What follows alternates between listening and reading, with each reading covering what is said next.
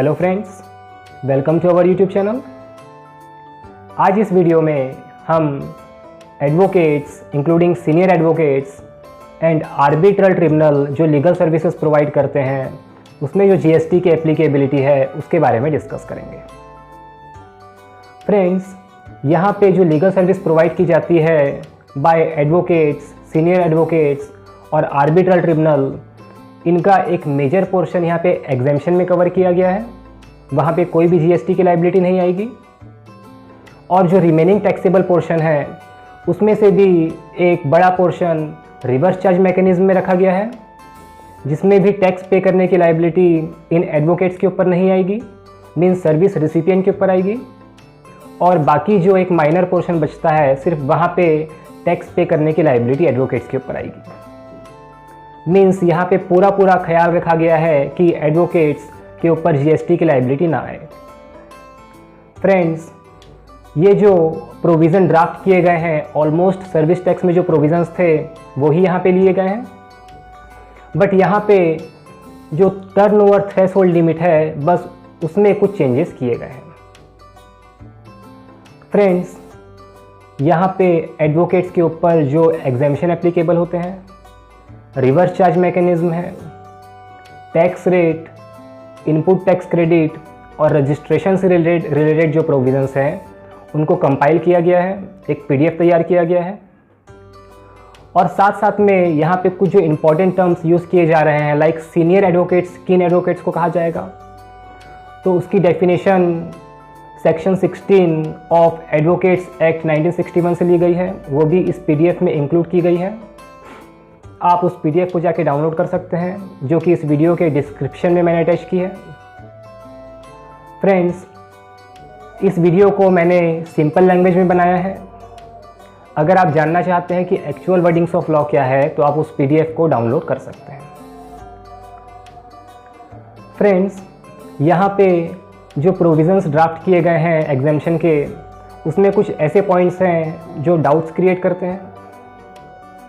इसीलिए मैंने यहाँ पे बहुत ही सिंपल लैंग्वेज में समझाने की कोशिश की है और मैंने पूरी कोशिश की है कि वो डाउट्स मैं यहाँ पे क्लियर कर सकूँ।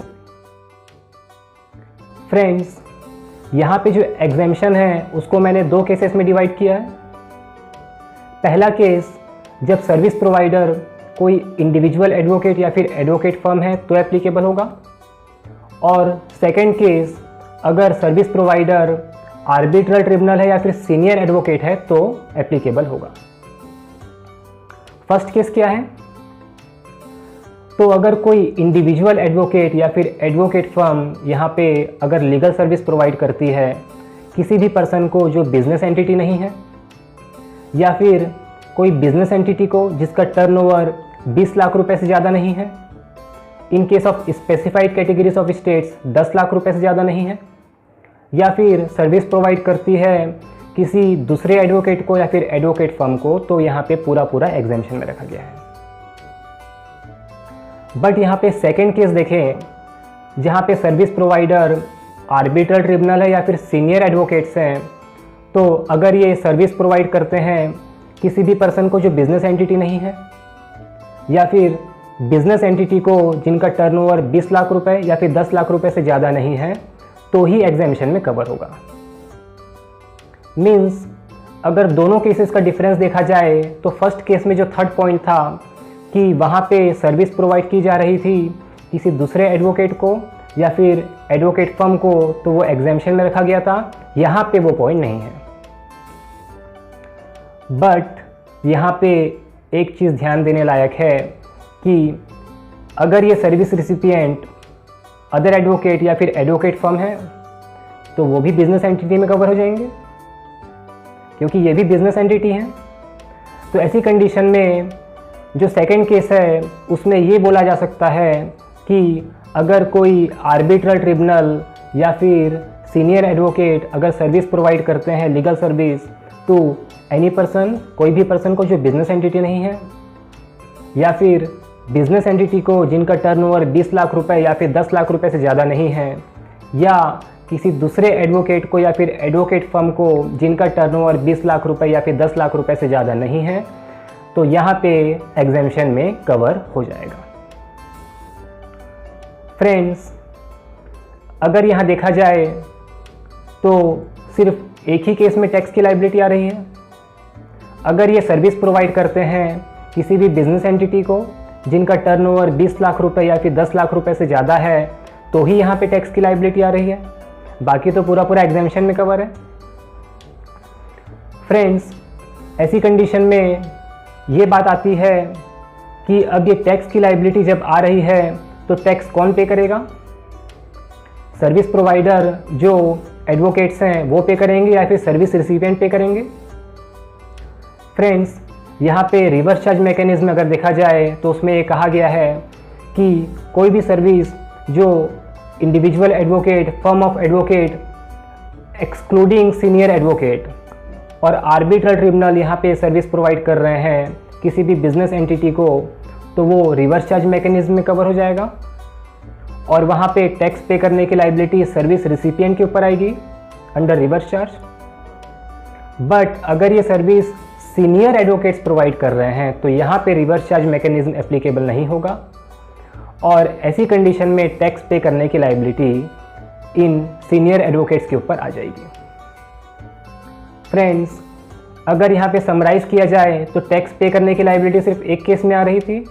अगर ये सर्विस प्रोवाइड करते हैं किसी भी बिजनेस एंटिटी को जिनका टर्नओवर 20 लाख रुपए या फिर 10 लाख रुपए से ज़्यादा है। और ऐसी कंडीशन में भी रिवर्स चार्ज मैकेनिज्म में अगर ये सर्विस प्रोवाइडर हैं कोई इंडिविजुअल एडवोकेट या फिर फर्म ऑफ एडवोकेट जो कि सीनियर एडवोकेट नहीं है या आर्बिट्रल ट्रिब्यूनल, तो यहाँ रिवर्स चार्ज में आ जाएगा। मीन्स यहाँ टैक्स पे करने की लायबिलिटी इन एडवोकेट्स के ऊपर नहीं आ रही है।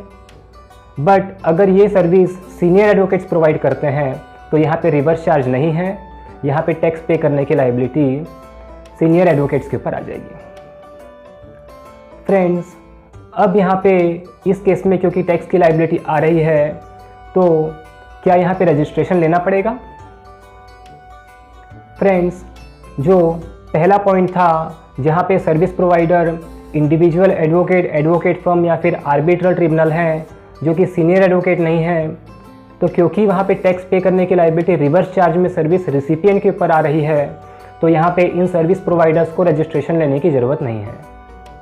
क्योंकि गवर्नमेंट ने यहाँ पे by way of notification clear किया है कि अगर कोई भी सप्लायर जो कोई भी सप्लाई करता है जिसमें पूरी लायबिलिटी सर्विस रिसिपिएंट के ऊपर आती है अंडर रिवर्स चार्ज, तो यहाँ पे सर्विस प्रोवाइडर को रजिस्ट्रेशन लेने की ज़रूरत नहीं है। बट सेकेंड वाले पॉइंट में जहाँ पे सर्विस प्रोवाइडर अगर सीनियर एडवोकेट है और ये अगर बिजनेस एंटिटी को सर्विस प्रोवाइड कर रहे हैं जिनका टर्नओवर 20 लाख रुपए या फिर 10 लाख रुपए से ज़्यादा है, तो यहाँ पे टैक्स की लायबिलिटी इन सीनियर एडवोकेट्स के ऊपर ही आएगी। तो यहाँ पे इन सीनियर एडवोकेट्स को रजिस्ट्रेशन लेना पड़ेगा और रिटर्न फाइल करना पड़ेगा। फ्रेंड्स, यहाँ पे टैक्स रेट क्या एप्लीकेबल होगा? यहाँ पे 18% टैक्स रेट एप्लीकेबल है और यहाँ पे फुल इनपुट टैक्स क्रेडिट इनको अलाउ किया जाएगा। फ्रेंड्स, इसके अलावा अगर आपके माइंड में और भी कोई डाउट है about GST applicability on advocates, तो आप इस वीडियो के कमेंट बॉक्स में कमेंट कर सकते हैं। और अगर आप एक्चुअल लॉ में क्या लिखा गया है, क्या बोला गया है, अगर ये जानना चाहते हैं तो मैंने जो PDF डाला है आप उसको डाउनलोड कर सकते हैं। Thank you.